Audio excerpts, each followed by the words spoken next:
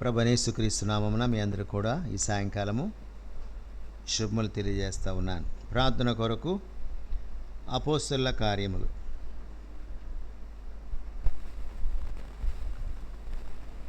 16వ అధ్యాయం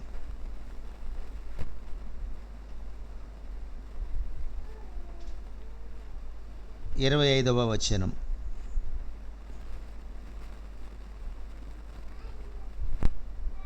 ఇరవై 25వ వచనం నుంచి 34 చదువుకుందాం మార్చి. అపోస్తల కార్యములు 16వ అధ్యాయము 25వ వచనం నుంచి 34వ వచనం వరకు మార్చి చదువుకుందాం. అయితే మధ్యరాత్రి వేళ పౌలును శీలయు దేవునికి ప్రార్థించుచు కీర్తనలు పాడుచుండిరి, ఖైదీలు వినుచుండిరి. అప్పుడు అకస్మాత్ మహాభూకంపము కలిగెను, చెరసాల పునాదులు అదిరెను, వెంటనే తలుపులన్నీ తెరచుకొనెను, అందరి బంధకములు ఊడెను. అంతలో చెరసాల నాయకుడు మేలుకొని చెరసాల తలుపులన్నీ తెరచినట చూచి ఖైదీలు పారిపోయారనుకొని కత్తి దూసి తను తాను చంపుకొనబోయెను. అప్పుడు పౌలు, నేను ఏ హాని చేసుకునవద్దు, మేమందరం ఇక్కడనే ఉన్నామని బిగ్గరగా చెప్పాను. అతడు దీపము తెమ్మని చెప్పి లోపలికి వచ్చి వణకుచు పౌలును శీలకును సాగిలపడి వారి వెలుపల తీసుకుని వచ్చి, అయ్యలారా, రక్షణ పొందుటకు నేనేమి చేయవలెను? అందుకు వారు, ప్రభువైన యేసునందు విశ్వాసముంచుము, అప్పుడు నీవును నీ ఇంటి వారును రక్షణ పొందురని చెప్పి అతనికి అంటి ఉన్న వారందరికీ దేవుని వాక్యము బోధించిరి. రాత్రి ఆ గడియలోనే అతడు వారిని తీసుకుని వచ్చి వారి గాయములు కడిగెను. వెంటనే అతడును అతనింటి వారందరూ బాప్తిస్మము పొందిరి. మరియు అతడు ఆ ఇంటి వారు తోడుకొని వచ్చి భోజనం పెట్టి దేవుని విశ్వాసం ఉంచిన వాడై తన ఇంటి వారందరితో కూడా ఆనందించాను. ప్రార్థన చేసుకుందాం. పరిశుద్ధ తండ్రి, వందనాలు నాయన. అపోస్తల కార్యములలో మీరు జరిగించిన గొప్ప కార్యములు, ఘనమైన కార్యములు, పరిశుద్ధాత్మ కార్యములకై అనేక స్తోత్రములు. పిరికివారుగా ఉన్న అపోస్తలులు పరిశుద్ధాత్మ చేత నింపబడిన వారై మీరు పంపిన స్థలముల్లోనికి వెళ్ళి ధైర్యముతో మీ సువార్తను బోధించగా అనేక మంది రక్షణ పొందుతూ వచ్చారు. సంఘాలు స్థాపించబడుతూ వచ్చినాయి. ఎంతో భయంకరంగా తిరుగుబాటు చేసిన సౌలుని మీరు మారుస్తూ పౌలుగా మారుస్తూ వచ్చారు. దేవా, అటువంటి పౌలు నాయన బర్నబా తీసుకొని దేవా కొంత పరిచర్య చేయగలిగినాడు. ఆ తర్వాత పౌలు శీలం తీసుకొని దేవా పరిచర్య చేయట కొరకాయ యూరోప్ మెస్పటోమియా ప్రాంతానికి మీరు తీసుకుని వెళ్తూ వచ్చారు. ఈ విధంగా నీ దాసులైన వారిని నీ ఆత్మతో నడిపిస్తూ దేవా ఎక్కడ పరిచర్య అవసరం ఉన్నదో అక్కడ తీసుకుని వెళ్ళి వారిని పరిచర్యలో వాడుకుంటూ ఆయా స్థలాల్లో ఉన్నటువంటి వ్యక్తులను దర్శిస్తూ రక్షణ అనుభవంలో తీసుకువెళ్తూ వచ్చారు. అందుకే వందనాలు ప్రభువా. ఈ రాత్రి కూడా ప్రభువా మేము ప్రార్థన కొరకై కూడి వచ్చి ఉన్నాం. నీ వాక్యాన్ని మాకు దయచేయండి. ఈ తలంపులు మా హృదయంతో నింపండి.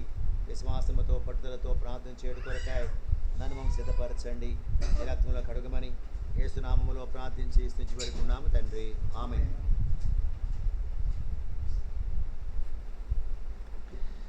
మనం ఈ దినములలో సంఘ ప్రార్థన కొరకు అపోస్తలుల కార్యం ధ్యానం చేస్తున్నాం. ఎందుచేతనంటే ప్రభువైన యేసుక్రీస్తు వారు ఆరోహణమై వెళ్ళిపోయిన తర్వాత సంఘము ఎలాగూ కట్టబడుతూ వచ్చింది, ఎలాగూ అనేక మంది రక్షణలోనికి వస్తూ వచ్చారు. ఆ యొక్క తిరుగుబాటులో, ఆ యొక్క ఎదుర్కోలులో, ఆ శ్రమలో, ఆ హింసలో ఏ విధంగా పరిచర్య అభివృద్ధి చెందుతూ వచ్చిందో మనము చూస్తూ వచ్చాం. కనుక ఈ కార్యములన్నీ కూడా పరిశుద్ధాత్ముడు జరిగించాడు. పరిశుద్ధాత్ముడు ఈ కార్యం జరిగించినాడంటే దానికి కారణము వారందరూ కూడా ఎడతెక్కకుండా ఏక మనసుతో ప్రార్థన చేయటాన్ని బట్టి పరిశుద్ధాత్ముడు కార్యాలు జరిగిస్తున్నాడని చెప్పి మనం గడిచినటువంటి ప్రార్థనా మీటింగ్లో ధ్యానం చేస్తూ వచ్చాం. కనుక ప్రార్థన ద్వారానే పరిశుద్ధాత్ముడు కార్యం చేస్తాడు. ప్రార్థన ద్వారానే సంఘాలు స్థాపించబడతాయి. ప్రార్థన ద్వారానే అనేక మంది ప్రభువుని ఎరగని వారు ప్రభు యొక్క వెలుగులోనికి వస్తారు. కనుక ప్రార్థన లేకుండా ఎంత జ్ఞానముతో మనం వాక్యం బోధించినా ఆ వాక్యము ఇతరుల్లో పనిచేయదన్నమాట. కనుక దేవుని వాక్యం మనం వినిపిస్తూ ఉంటాము. ఆ వాక్యము వారిలో పనిచేయాలంటే పరిశుద్ధాత్ముడు వారిలో కార్యం జరిగించాలి.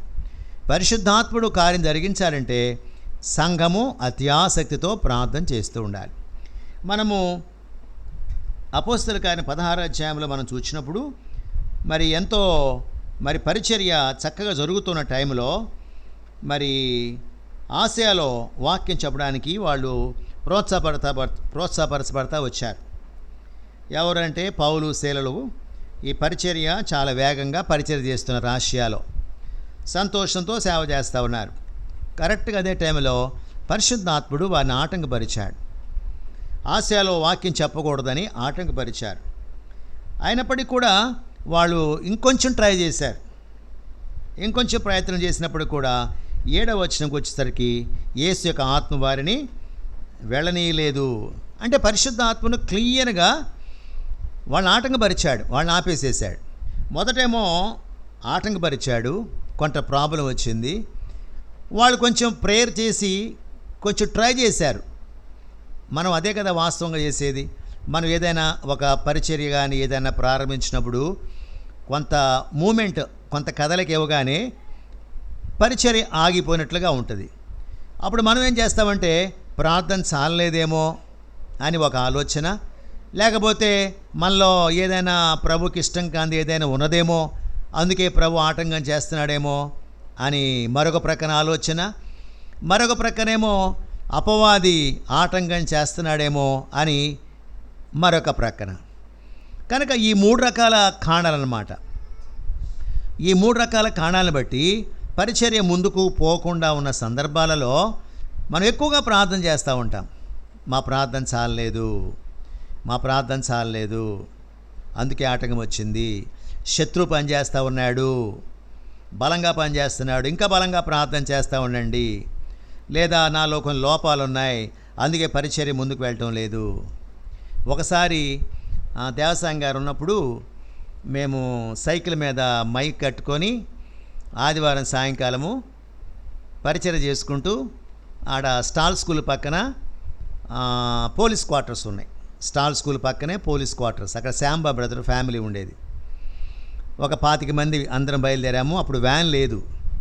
ఆ సైకిల్కి మైక్ కట్టుకొని అందరం పాటలు పాడుకుంటూ నడుచుకుంటూ వస్తుండగా అంతవరకు బాగా జరిగింది.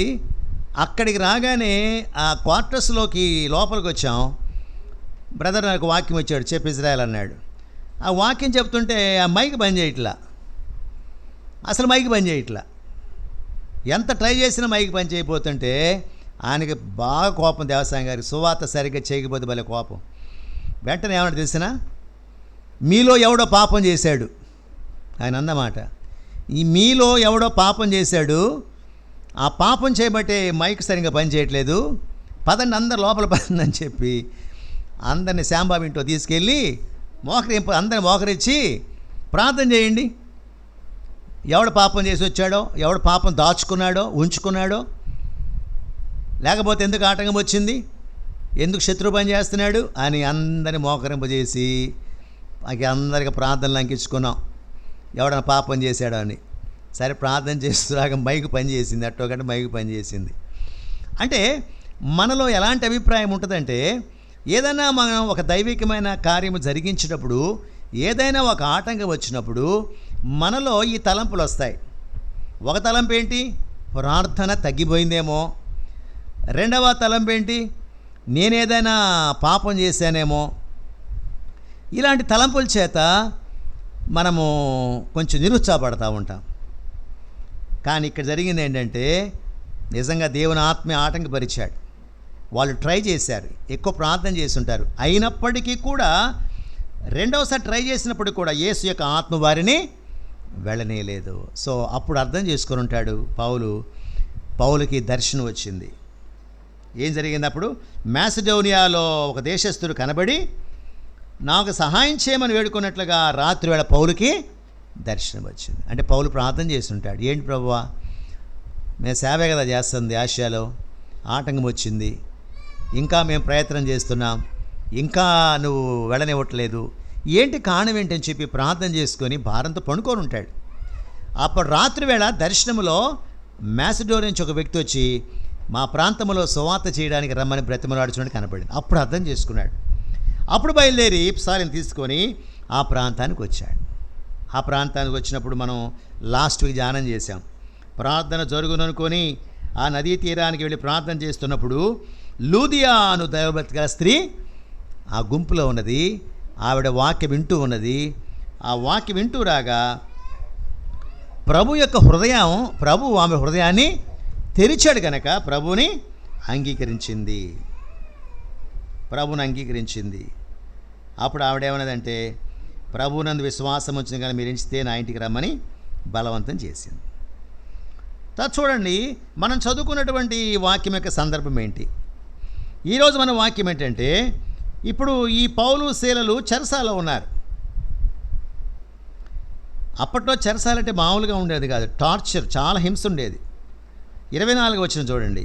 అతడు అట్టి ఆజ్ఞ పొంది వారిని లోపల చెరసాల్లోనికి పోయి, ఇప్పుడు చెరసాలంటే కిటికీలు ఉంటాయి, ఆ తర్వాత మంచి ఫెసిలిటీస్ ఉంటాయి ఇప్పుడు చెరసాల్లో, జైళ్ళల్లో. ఆ రోజులు అట్లా కాదు. లోపల చెరసాల త్రోసి వారి కాళ్లకు బొండ వేసి బిగించాను. కాళ్ళకు బొండ వేయటువంటి ఏంటంటే, ఇక కాళ్ళు ఈ 2 అందులో ఉంటే 2 చెక్క ముక్కలు ఉంటాయి, బాగా వుడెన్ చెక్క ముక్కలు 2 పెట్టేసి దాన్ని ఫిక్స్ చేసేస్తారు. అటొక చెక్క ముక్క ఇటొక చెక్క ముక్క పెట్టేసి కాళ్ళ మధ్యలో అటు పెట్టి ఫిక్స్ చేసి దాన్ని బిగించేస్తారు. అటు మొత్తం ఒక వుడ్ అనమాట, మొత్తం ఒక వుడ్. ఇక ఆ వ్యక్తి ఇక కదలలేడు. అలాగే చేతిలో కూడా అలాంటి పరిస్థితుల్లో వాళ్ళు ఉన్నారు. బొండ వేసి బిగించారు. కూర్చోడానికి కుదరదు, నించోడానికి కుదరదు, పడుకుంటానికి కుదరదు, మోకరించడానికి కుదరదు. ఇది పెద్ద వుడెన్ బార్. ఇది ఎటువంటి హింస చూడండి. అప్పటికి కొట్టారు, బాగా కొట్టారంట. 22వ వచనం. అప్పుడు జనసమూహం వారి మీదకి దొమ్మిగా వచ్చెను.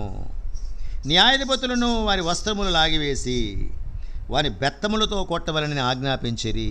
వారు చాలా దెబ్బలు కొట్టి వారిని చెరసాలలోనికి భద్రముగా కనిపెట్టమని చెరసాల నాయకునికి ఆజ్ఞాపించిరి. చాలా దెబ్బలు కొట్టారంట. ఎంత భయంకరమండి. చాలా అంటే వాళ్ళ తృప్తి కొద్ది కొట్టుంటారు. అందుకనే ఒకసారి పౌలు అంటాడు, 1 తక్కువ 40 దెబ్బలు 3 సార్లు తినారంటాడు. పౌలు వాస్తవంగా బలవంతుడేం కాదు, పౌలు చాలా బలహీనుడు. వాళ్ళకి ఇష్టం వచ్చినట్లుగా, తృప్తి వచ్చినట్టుగా కొట్టారు. ఎవరున్నారు అందులో? జనసమూహము, న్యాయాధిపతులు బట్టలు లాగేసేసారు, బాగా కొట్టి చెరసాల్లో వేశారు. పైగా కనికరం లేకుండా వాళ్ళకి బొండ కూడా వేసేశారు. ఎందుకు జరిగింది ఇది అని అంటే, ఈ లుదియా అనేటువంటి స్త్రీ మారిన తర్వాత, ఆవిడ బాప్తీసం తీసుకున్న తర్వాత ఆ ఇంటి వారందరూ కూడా ప్రభు నమ్ముకున్నారు.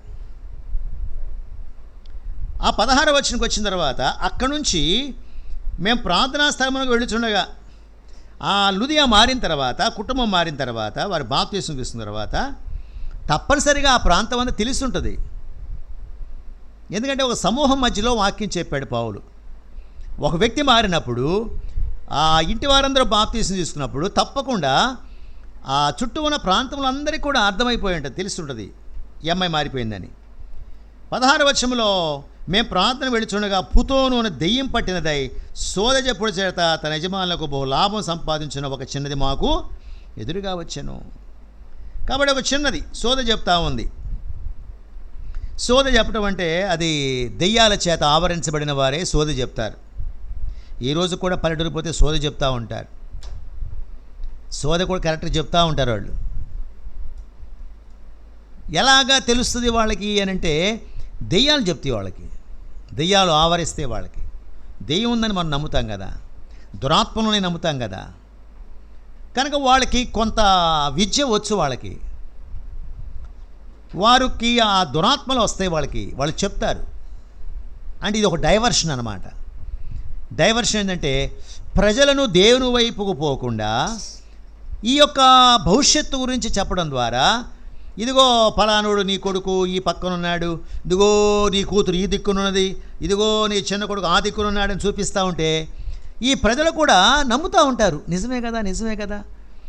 అంటే వారి మనసు అంటారు ఎటుపోద్దంటే ఆ సోదె అయిపోద్ది. సోదె అనేది చాలా భయంకరమైన పాపం. పాత నిబంధన గ్రంథములో సోదె చెప్పుట భయంకరమైన పాపం. కానీ ఈ రోజుల్లో కూడా పల్లెటూరులో కూడా చాలామంది క్రైస్తవులు సోద చెప్పించుకుంటూ ఉంటారు. ఇది ప్రభు యొక్క మార్గం నుంచి తప్పుదారి తీసుకెళ్లేటువంటి సాతాను యొక్క ప్రక్రియ. ఈ అమ్మాయి సోద చెప్పడం చేత ఆ యజమానులకి లాభం వస్తూ ఉంది. అంటే వాళ్ళు డబ్బులు వసూలు చేస్తూ ఉంటారు ఈ అమ్మాయిని ఉపయోగించుకొని. అప్పుడు ఈ అమ్మాయి ఎదురుపడిందంట పౌలుకి. పౌలు చెప్తున్నాడు సాక్ష్యం, మాకు ఎదురుపడింది. ఎప్పుడు ఎదురుపడిందో 17 వచనం అన్నాడు, ఆమె పౌలును మమ్మల్ని వెంబడించి, ఈ మనుషులు సర్వోన్నతులైన దేవుని దాసులు, వీరు మీకు రక్షణ మార్గము ప్రచురించువారు ఉన్నారని కేకలు వేసి చెప్పాను. ఈ అమ్మాయికి అట్లా తెలుసు, వీరు రక్షణ మార్గం చెప్తారని ఎలా తెలుసు? కాబట్టి ఆమెలో దురాత్మ ఉన్నది. ఈ దురాత్మ కూడా మాట్లాడుతూ ఉంటాడు. ఒక్కోసారి ఆ వ్యక్తులను దురాత్మ కూడా ప్రభుతో మాట్లాడుతూ ఉంటాయి. ఆ యొక్క గెరాస్ అనే దేశంలో ఒక అతను సంఖ్యల చేత బంధించబడి అతను సమాధుల్లో ఉంటూ రాళ్లతో కోసుకుంటూ ఎవడో సాధు చేయలేకపోతే అప్పుడు యేసు ప్రభు వారు ఎదురుపడతాడు. అప్పుడు ఇవి కేకలేస్తాయి, దేవుని కుమారుడా ఇప్పుడే మా దగ్గరికి ఎందుకు వచ్చావు? తీర్పు తీర్చడానికి, మమ్మలను నశింపజేయొద్దు, ఇదిగో మేము సముద్రంలో పోతాం అని చెప్పి అవి బ్రతిమలు ఆడుకున్నట్టుగా మాట్లాడుతా ఉన్నాయి, దేవుని కుమారుడా అని. కాబట్టి ఒక్కొక్కసారి ఈ యొక్క దురాత్మలు కూడా ప్రభు యొక్క మార్గం అనేది తెలుసు, రక్షణ మార్గము. ఎందుకంటే ఈ అపోస్తల కార్యములోనే కదా రక్షణ మార్గం ప్రారంభమైంది. రక్షణ మార్గము గురించి పౌలు మాట్లాడుతూ వచ్చాడు, ఆ తర్వాత యోహాను మాట్లాడుతూ వచ్చాడు, పౌలు మాట్లాడుతూ వచ్చాడు. రక్షణ పొందాలి, మీరు పాప క్షమాపణ నిమిత్తమై యేసునందు విశ్వాసం ఉంచవలెను, కనుక మీరందరూ రక్షించబడాలని పేతురు మాట్లాడుతూ వచ్చాడు. ఇప్పుడు పౌలు కూడా రక్షణ మార్గం గురించి మాట్లాడుతూ ఉన్నాడు. కాబట్టి ఈ స్త్రీ అంటది, ఇదిగో ఈయన సర్వోను దేవుని దాసులు రక్షణ మార్గం ప్రచురించువారని కేకలు వేసి చెప్పాను. అనేక దినాలు జరుగుతూ ఉందంట. పౌలు చూచాడు, ఆ అమ్మాయి పడే బాధ చూచాడు, దెయ్యం పట్టడం, వీళ్ళని వెంబడించడం చూచి అప్పుడు పౌలు అన్నాడు, నీవు ఈమెను వదిలిపోమని యేసుక్రీస్తునామమున ఆజ్ఞాపించానని ఆ దెయ్యముతో చెప్పాను. వెంటనే అది ఆమెను వదిలిపోయాను. ఇది 18వ వచనం. ఆ అమ్మాయి స్వస్థత పొందింది. స్వస్థత పొందిన తర్వాత ఇక ఆ అమ్మాయి యజమాని దగ్గరికి వెళ్ళటం మానివేసి వీళ్ళని వెంబడిస్తూ ఉంది. మార్పు చెందింది. 19వ వచనం, ఆమె యజమానులు తమ లాభసాధనం పోయినని చూచి పౌలును శీలను పట్టుకొని గ్రామపు చావళ్ళలోనికి అధికారులు ఎదుగు ఈడ్చుకొని వచ్చేది. అంటే వాళ్ళు చాలా డామినెంట్ పీపుల్ అయి ఉండాలి. వాళ్ళు పట్టుకొని రావడం అంటే చాలా దొమ్మిగా పట్టుకొని వచ్చారంటే వాళ్ళు చాలా బలం కలిగిన వాళ్ళు, వాళ్ళకి చాలా జనం గుంపుండి ఉండాలి. వాళ్ళు పట్టుకొని ఈడ్చుకొని తీసుకొచ్చారు, అధికారుల దగ్గర తీసుకొచ్చారు, న్యాయాధిపతుల దగ్గరికి. ఈ మనుషులు యూదులై ఉండి ఇప్పుడు ఏమంటున్నారు వాళ్ళు, రోమీలమైన మనము అంగీకరించటకైనను చేయటకైనను కూడని ఆచారం ప్రచురించచ్చు మన పట్టణమును గలిబిలి చేయుచున్నారని చెప్పిరి. సో వీళ్ళు ఏమంటున్నారు, రోమీలను కూడా కలుపుకొని రోమా గవర్నమెంట్ కింద ఉంది యూదా దేశం. రోమీలమైన మనము అంగీకరించటకైనను చేయటకైనను కూడని ఆచారములు ఏంటి? అంగీకరించడానికి చేయకుండా ఉండటానికి ఆచారాలు ఏంటి? వాళ్ళు దాన్ని అలా క్రియేట్ చేశారు. ప్రభువైన యేసుక్రీస్తు విశ్వాసం ఉంచము, అప్పుడు నీవు నీ ఇంటి రక్షించబడతారు అనేటువంటిది ఆ దినముల్లో ప్రచురమైన వర్తమానం. కాలం సంపూర్ణమైనది, దేవుని రాజ్యం సమీపించింది, మారు మనసు పొందమని ఆ రోజులో వచ్చిన వర్తమానం. వీళ్ళందరూ ఏమనుకుంటున్నారు, పాపం ఒప్పుకోవడము, పశ్చాత్తాపడము, ప్రభువును వెంబడించడం అనేటువంటిది ఒక కొత్త మతం అని, ఒక కొత్త మార్గమని, ఒక కొత్త సిద్ధాంతమని వాళ్ళు దాన్ని ప్రచురం చేస్తూ వచ్చారు. కాబట్టి ఇది మనం చేయడానికి కుదరదు, ఇవి మనం కుదరదు. వీళ్ళు మన ప్రాంతానికి వచ్చి గలిబిలు చేస్తున్నారు. మొన్నేమో లుదియా ఆ అమ్మాయి మారిపోయింది, కుటుంబం మారింది, బాప్తీసం తీసుకుంది. ఇప్పుడు ఈ అమ్మాయి మాకెంతో లాభసాధనంగా ఉంది, మేమేదో మా పని చేసుకుంటా ఉంటే ఈ అమ్మాయిని కూడా మార్చారు అని చెప్పి గలిబిలు చేస్తానని చెప్పినప్పుడు ఇక ఇదే దొరికింది కదా అన్నట్లుగా అవకాశం కోసం చూచేటువంటి ఆ యూదులు, అవకాశం కోసం చూచేటువంటి ఆ మతము వాళ్ళు రోమీలు కూడా ఏం చేస్తున్నారు, ఎందుకంటే రోమీలు కూడా భయం, ఎందుకంటే రోమా ప్రభుత్వం చాలా బలంగా ఉంది ఆ టైంలో. ఆ దినముల్లో యేసుప్రభు వచ్చిన తర్వాత రోమా ప్రభుత్వం కూడా యేసుప్రభు భయపడతా వచ్చింది. పిలాతు అన్నాడు కదా, నా రాజ్యం ఈ లోక సంబంధమైన కాదు, నాకు రాజ్యం ఉంది అంటే అంటాడు, నువ్వు రాజుని రాజునే అంటాడు. కనుక వాళ్ళ హృదయాల్లో భయం వచ్చింది. ఏమని? మా రాజ్యాన్ని కూలదోసి ఈయన గొప్ప బోధన తీసుకొచ్చాడు, సరే చనిపోయాడు అనుకుంటే మరి ఆయన సమాధి ఖాళీగా ఉంది. మరి వాళ్ళ యొక్క శిష్యులేమో ఈ యొక్క పరిచయం చాలా వేగంగా చేస్తూ ఉన్నారు, ఇది ప్రబలమవుతూ ఉంది, ఇది ఆగటం లేదు, అనేకులు మారిపోతూ ఉన్నారు. కాబట్టి మనం కూడా భయభ్రాంతులు చేసి ఎట్లోగా అరికట్టాలనేది వాళ్ళ ఉద్దేశం. ఓ పక్కనేమో యూదులు, ప్రధాన యాజకులు, శాస్త్రుల పరిచయలేమో ఒక ప్రక్కనేమో మా మతానికి విరుద్ధముగా వేరే బోధ వచ్చిందని వాళ్ళు ఎంతో వైరాగ్యముతో హింస పెడుతుంటే, మరొక ప్రక్కనేమో రోమా ప్రభుత్వం వాళ్ళేమో మా రాజ్యాన్ని కూలదోయడానికి ఈ బోధ ఉపయోగపడుతుందేమో వాళ్ళకని చెప్పి వీళ్ళకి బాధేసి బాగా కొట్టారు, బాగా కొట్టి చెరసాలు వేసి పడేశారు. ఇక అయిపోయింది, ఇక మన పని అయిపోయిందని అని వెళ్ళిపోయారు, కొట్టేసి వెళ్ళిపోయారు. వాళ్ళు అంతవరకే చేయగలిగారు, కానీ తర్వాత చేసిన కార్యాన్ని దేవుడు చేస్తున్న విషయాన్ని వాళ్ళకి అర్థం కావడంలా. కనుక దేవుడు ఆయా సమయాల్లో కొన్ని సందర్భాలలో దేవుడు తన చిత్తానుసారముగా తన కార్యం చేస్తాడు. ఒకరి విషయంలో జరిగినటువంటి కార్యము మరొకరి విషయంలో జరగదు. ఇప్పుడు చూడండి, అక్కడేమో యాకోబు ఖడ్గము చేత చంపించబడ్డాడు, అతనేమో హత్సాక్షి అయిపోయాడు. అక్కడే ఉన్నటువంటి పేతురేమో చెరసాలలో నుంచి విడిపించబడ్డాడు.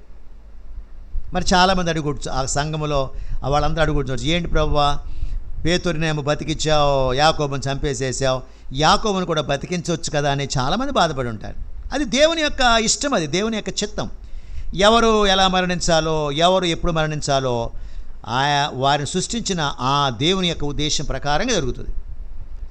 ఇక్కడ చూడండి, పరిచయం చేసే వాళ్ళని ఆటంకం చేసి మరొక ప్రాంతాన్ని తీసుకుని పోయి వాళ్ళని బాగా దెబ్బలు కొట్టించడానికి దేవుడు అనుమతించాడంటే పౌలు శీలలు ఈ విషయంలో అభ్యంతరపడలా. ఇది బాగా గుర్తుపెట్టుకోండి, పౌలు శీలలు బాధపడలా. మనమైతే ఏమనుకుంటామంటే, ఇదేంటి ప్రభువా, ఇదేంటి ఇలా జరిగింది, మేము తప్పు మార్గాన్ని వచ్చామేమో, అనవసరంగా తన్నులు తినడానికి వచ్చామేమో, అనవసరంగా ఈ చెరసాలు వేయించుకోవడానికి వచ్చామేమో అని ప్రభు యొక్క మార్గాన్ని మిస్అండర్స్టాండ్ చేసుకొని ఉంటారు. మనమైతే చేసుకునేవాళ్ళం, కానీ అతనికి బాగా తెలుసు ఇది ప్రభు చిత్తము. ప్రభు చిత్తము కనుకనే మార్గములో ఆటంకాలు ఏర్పడ్డా, అభ్యంతరాలు ఏర్పడ్డా ఆత్మ రక్షించబడుతున్నాయి. కానీ పరిచర్యలో ఆటంకాలు వస్తాయి, అభ్యంతరాలు వస్తాయి, కానీ ప్రభు తన కార్యం చేస్తాడని అర్థం చేసుకోవాలి. ఆటంకాలు వచ్చిన మాత్రం చేత, అభ్యంతరాలు వచ్చిన మాత్రం చేత, హింస వచ్చిన మాత్రం చేత ప్రభు పని చేయటం లేదా? ప్రభు పని చేస్తున్నాడు. ఒక పక్క రిజల్ట్స్ కనిపిస్తూ ఉన్నాయి. లుదియా కుటుంబం మారింది, లుదియా మారింది, ఈ దెయ్యం పట్టిన అమ్మాయి కూడా మారుతుంది. కనుక ప్రభు ఒక పక్కన కార్యం చేస్తున్నాడు, మరొక ప్రక్క తన దాసులను హింసకు అప్పగిస్తూ ఉన్నాడు. ఎంత విచారం చూడండి. అంటే వాళ్ళు హింసించబడుతూ ఉండగా ఆత్మ రక్షించబడతా ఉన్నాయి. కనుక మనం అర్థం చేసుకోవాల్సింది, ఈ రోజున సంఘం మీద దాడి జరుగుతూ ఉంది, విశ్వాసుల మీద దాడి జరుగుతూ ఉంది, దేవుని సేవకుల మీద దాడి జరుగుతుంది, బైబిల్ చించేస్తున్నారు, ఓ ప్రక్కన హింస కలుగుతూ ఉంది. అదే సమయంలో దేవుడు కొన్ని వందల మందిని, వేల మందిని మారుస్తున్నాడేమో ఈ వాక్యాన్ని బట్టి మనం అర్థం చేసుకోవాలి. కానీ దేవుడే మౌనంగా లేడు, దేవుడే మౌనంగా లేడు. ఓ పక్కన హింస కలుగుతుంది, మరో ప్రక్కన దేవుడు మారుస్తూ పోతా ఉన్నాడు. కనుక దేవుడు సజీవుడు, దేవుడు తన కార్యం తను చేస్తాడు. ఈ రోజుకి కార్యం చేస్తూ ఉన్నాడు. ఎంతోమంది విశ్వాసులు కన్నీటితో ప్రార్థన చేస్తున్నారు, సంఘాలు కన్నీటితో ప్రార్థన చేస్తున్నాయి, సేవకులు కన్నీటితో ప్రార్థన. దేవుడు ఆలకించకుండా ఉంటాడా? మొర వినకుండా ఉంటాడా? తప్పకుండా వింటాడు, ఆలకిస్తూ ఉంటాడు, అన్నీ చూస్తూ ఉంటాడు. ఇక్కడ జరిగింది ఏంటంటే, ఈ చెరసాల అధికారి వాళ్ళని లోపలేసేసాడు. వాళ్ళు ఒళ్ళంతా వాసిపోయి ఉంటుంది, రక్తం కారిపోతూ ఉంటుంది, వాళ్ళు కనీసం తుడుచుకోవడానికి వీలు లేదు. మనం దాన్ని వర్ణించలేము. దాన్ని బొండ వేశారు. వారికి తిండి ఎక్కడిది, వాళ్ళకి నీళ్ళు ఎక్కడివి, వారికి గాలి ఎక్కడిది, లోపల జైలు, ఎంత హింస, వారికి టాయిలెట్స్ ఎక్కడి. ఒకసారి ఆలోచించేయండి, ఎంత భయంకర హింస. అటువంటి పరిస్థితుల్లో వాళ్ళకున్న ఆత్మ బలం చూడండి. ఇది పరిశుద్ధాత్మ బలం అంటే, ఇది పరిశుద్ధాత్మ బలం అంటే. ప్రభు మీద ఆయాసపడకుండా, ప్రభు మీద కోప్పడకుండా, వాళ్ళు ఒకళ్ళనొకళ్ళు దూషించుకోకుండా వాళ్ళు ఏం చేస్తున్నారంట, వాళ్ళు మధ్యరాత్రి వేళ పౌలును శీలను దేవునికి ఏం చేస్తున్నారు?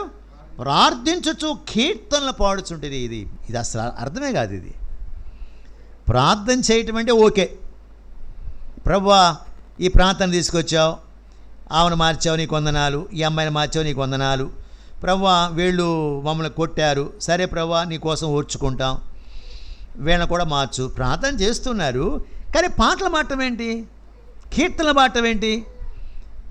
ఇది ఎంత విచిత్రం చూడండి. అంటే పరిశుద్ధాత్మతో నింపబడినటువంటి వ్యక్తులు అలా చేస్తారు. పరిశుద్ధాత్మతో నింపబడిన వ్యక్తులు భరించుకుంటారు, సహించుకుంటారు, ఓర్చుకుంటారు. పరిశుద్ధాత్మతో నింపబడిన వ్యక్తులు దేవుని మార్గాన్ని అర్థం చేసుకుంటారు. సో పరిశుద్ధాత్మ నింపుదల లేకపోతే దేవుని మార్గాలు అర్థం కావు. వీళ్ళ దేవుని మార్గం ఎలా అర్థమైందంటే వాళ్ళు పరిశుద్ధాత్మ నింపబడ్డారు కాబట్టినే దేవుని వాక్యాన్ని విధేయులై ఈ ప్రాంతానికి వచ్చారు, సువార్త చేశారు, ఆత్మ రక్షించబడ్డాయి. చెరసాలలో వేసిన గాయపరచబడ్డా కూడా వారు ప్రార్థిస్తూ వారు కీర్తనలు పాడగలిగారంటే పరిశుద్ధాత్ముడు వారిని బలపరిచాడు. దేవుని కృప వారిని బలపరుస్తూ వచ్చింది. వారు దేవుని అర్థం చేసుకున్నారు, దేవుని మార్గాన్ని అర్థం చేసుకున్నారు. కాబట్టి ప్రార్థన చేసే మనకి అవసరమైనది ఏంటంటే దేవుని యొక్క మార్గాన్ని అర్థం చేసుకొని ప్రార్థన చేయాలా. ప్రార్థన ఎడాపెడ చేసేది కాదు. ప్రార్థన అంటే అది భావయుక్తంగా చేయాలా, ఆత్మీయంగా చేయాలా, అది దేవుని రాజ్యానికి సంబంధించిందిగా ఉండాలా, అది పరలోకానికి సంబంధించిందిగా ఉండాలా. ప్రభు ఏమన్నాడు? మీరు క్రీస్తుతో లేపబడిన వారైతే పైనున్న వాటిని వెతుకుడి, ఏలనగా మీరు మృతి పొందితిరి, భూ సంబంధమైన మనసు పెట్టుకొని కూడా అంటున్నాడు. కనుక మనం ప్రార్థన చేసేటప్పుడు ఆత్మానుసారమైన మనసు కలిగి మన పితరులు ఎట్లా ప్రార్థన చేశారో ఆ దేవుని రాజ్యం కొరకాయి, వ్యక్తుల యొక్క మార్పు కొరకాయి, సాతాను చేత బంధించబడిన అధికారులు, సాతాను చేత బంధించబడినటువంటి న్యాయాధిపతులు, సాతాను చేత బంధించబడినటువంటి బ్యూరోక్రాట్స్, ఈ వ్యవస్థలన్నీ కూడా దురాత్మ చేత ఆవరించబడి దేవుని యొక్క సువార్తకు భిన్నముగా పనిచేస్తుండగా మనం భారముతో దేవుని ఆత్మతో బడి ప్రార్థన చేయాలా, దేవుని మనసుని ప్రార్థన చేయాలా, దైవ చిత్తానుసారమైన మనసు కలిగి ప్రార్థన చేయాలి. అలా చేసినప్పుడు జరిగింది ఏంటి? అకస్మాత్తుగా భూకంపము కలిగాను. ఎట్లా కలిగిందంట? మహాభూకంపం అంట. ఇది మామూలు మాట కాదు, మహాభూకంపం. రెక్టర్ స్కేల్ ఎంత ఉంటుందో తెలియదు. చెరసాల పునాదులు వదిలినాయంట, తలుపులు తెరుచుకుని బంధకాలు ఊడిపోయినాయి. చెరసాల నాయకుడు ఇక అందరూ పారిపోయారు అనుకొని ఇక చంపుకోబోయాడంట. అప్పుడు ఏమన్నాడు పౌలు? నువ్వు ఏ హానియు చేసుకోవద్దు, మేమందరం ఇక్కడనే ఉన్నాము. వదిలేస్తే పోయేదిగా, వాడు చావాడు తెచ్చేవాడు. సావరా బాబు, మమ్మల్ని ఇంత రాత్రి అంతా కొట్టి పాడేసేసావు కదా, పొడుచుకో అన్నట్టు వదిలేయచ్చుగా. కానీ ఆయన అంటలా. ఏమనంటే ఆయన అంటే వాళ్ళకి వ్యక్తి యొక్క ఆత్మ యొక్క విలువ తెలుసు. ఆ వ్యక్తిని కూడా ప్రభు ప్రేమిస్తున్నాడు అని తెలుసు పౌలుకి. మనమైతే ఎలా ఉంటామంటే వాడు సువార్త వినలేదు, వదిలేయి, వాడు సావాడు దస్తాడు, నరకాన్ని పోతాడు అన్నట్లుగా ఉంటుంది. కానీ ఇక్కడ ప్రభు మనసు కనిపిస్తూ ఉంది. లోకంలో పుట్టిన ప్రతి వ్యక్తిని కూడా దేవుడు ప్రేమిస్తూనే ఉన్నాడు. వారు ఏ మతం వారైనా, ఏ కులం వారైనా వారి మీద సూర్యుని ప్రకాశింపజేస్తున్నాడు, వారి మీద వర్షాన్ని కురిపిస్తూ ఉన్నాడు, వారికి గాలి ఇచ్చాడు, వర్షం ఇచ్చాడు, ఋతువులు ఇచ్చాడు, పండ్లు ఇచ్చాడు, అన్ని విషయాల్లో దేవుడు మేలు చేస్తూ ఉన్నాడు. అదే సమయంలో వాని ఆత్మ రక్షించబడాలి. అతడు కూడా దేవుని యొక్క దృష్టిలో విలువైనవాడు. అతని కోసం కూడా ప్రభు ప్రాణం పెట్టాడు కాబట్టి అతని ఆత్మ యొక్క విలువ పౌలుకు తెలుసు. అందుకనే ఆ వ్యక్తి చనిపోవడం ఇష్టపడలా. ఏమన్నాడు? అయ్యా నువ్వు చనిపోవద్దు, మేము ఇక్కడే ఉన్నామని చెప్తే అప్పుడు అన్నాడు, అయ్యలారా రక్షణ పొందుటకు మేమేమి చేయాలి అంటే రక్షణ గురించి అతనికి తెలుసు. రక్షణ అనే మాట అతనికి తెలుసు. రక్షణ పొందడానికి మేమేం చేయాలంటే అప్పుడు చెప్పాడు. ఎలా ఆ మాట అడిగాడంటే వీళ్ళు చెప్పిందో అంతా సత్యం ఉంది, వీళ్ళు మాట్లాడిన మాటల్లో సత్యం ఉంది, వీళ్ళ బోధలో సత్యం ఉంది, అందరూ రక్షణ పొందమంటున్నారు. ఆ లుదియా రక్షించబడింది, ఈ దెయ్యం పట్టిన చిన్నది రక్షించబడింది, వీళ్ళు అనవసరంగా అసూయతో ద్వేషంతో తీసుకొచ్చి కొట్టించారు, వీళ్ళ మాటల్లో ప్రభావం ఉంది. లేకపోతే చెరసాల ఊగిపోవటం ఏంటి, ఈ సంఖ్యలు ఊడిపోవటం ఏంటి, అందరూ పారిపోయినా వీళ్ళు మాత్రం పారిపోకుండా సత్యవంతులుగా రుజువు చేసుకున్నారు. వాళ్ళందరూ పారిపోయారు దొంగల్లాగా, కానీ వీళ్ళు పారిపోలా అవకాశం వచ్చినా. కాబట్టి వీళ్ళలో సత్యం ఉంది, వీళ్ళు సత్యవంతులు, వీళ్ళ బోధలో సత్యం ఉంది.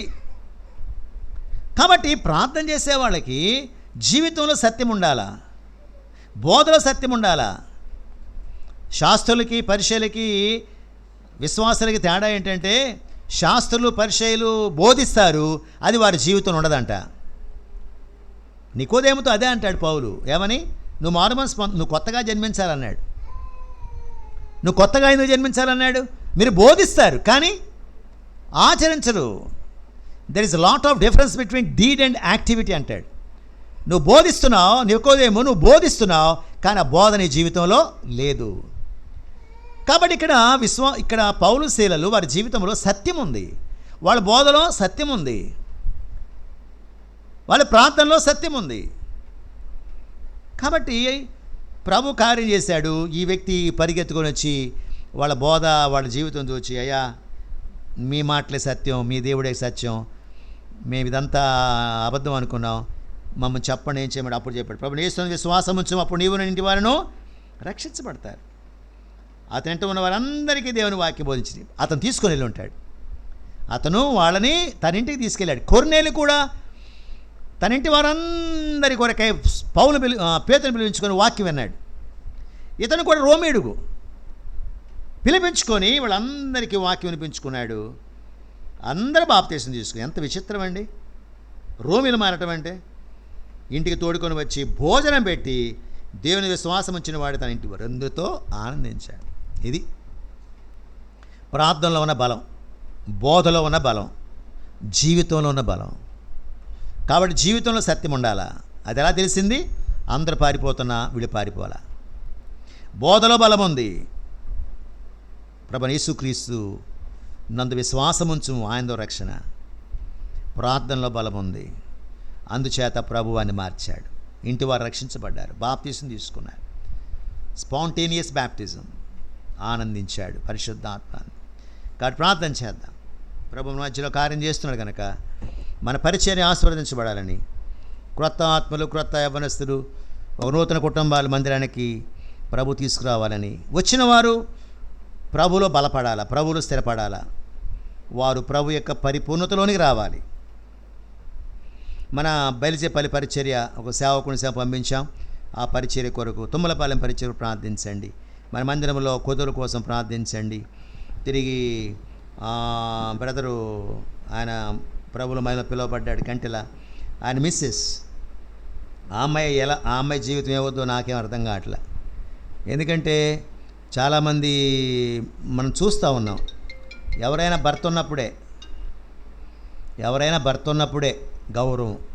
ఆ భర్త పోయిన తర్వాత వాళ్ళ పరిస్థితి ఆ రోజుకి ఏడుస్తారు. తర్వాత వాళ్ళ ఆస్తుల గురించి, వాళ్ళ పొలాల గురించి, వాళ్ళ స్థలాల గురించి, వాళ్ళ ఇల్లు గురించి ఏమున్నాయని ఎప్పుడు రాని బంధువులు, స్నేహితులు అందరూ వస్తారు. నేను ఆ విషయం థింక్ చేస్తున్నాను. ఆ అమ్మాయి బోరు నడుస్తుంది పాపం. కానీ ఆ అమ్మాయి కోసం ప్రార్థించి, ఆ అమ్మాయికి అన్యాయం జరగకుండా ప్రార్థన చేయండి. ఇలాగ ఎంతోమంది ఉన్నారు మనకు తెలియకుండా, వాళ్ళ కోసం ప్రార్థన. అలాంటి వాళ్ళు ఇంకా అనేక మంది యవ్వనస్తులు లేగవాలా, నిజంగా వాక్యం చెప్పి, నిజంగా సత్యాన్ని బోధించి, మన క్రైస్తవ లోకంలో ఉన్నటువంటి ఈ ఆచారాలు, అలవాట్లు. ఆ అబ్బాయి చాలా బోధించాడు. ఈ తాళి గురించి బోధించాడు, పాలు పొంగించడం గురించి మాట్లాడాడు, చాలా ఈ ఆఫరింగ్స్ గురించి మాట్లాడాడు, చాలా కరెక్ట్గా మాట్లాడాడు. కనుక ఎన్ని కరెక్ట్ అబ్బాయి మాట్లాడింది. మన సంఘస్థుడే, కాకపోతే మినిస్ట్రీ వేరుగా తను చేసుకున్నాడు. అలాంటి వాళ్ళు ఇంకా లెగవాలి యవ్వనస్తులు. సత్యం తెలియాలా, తప్పుడు బోధల నుంచి సంఘం కాపాడబడాలా. ప్రార్థన చేయి. ప్రేమ గల మా తండ్రి, పరిశుద్ధమైన దేవ,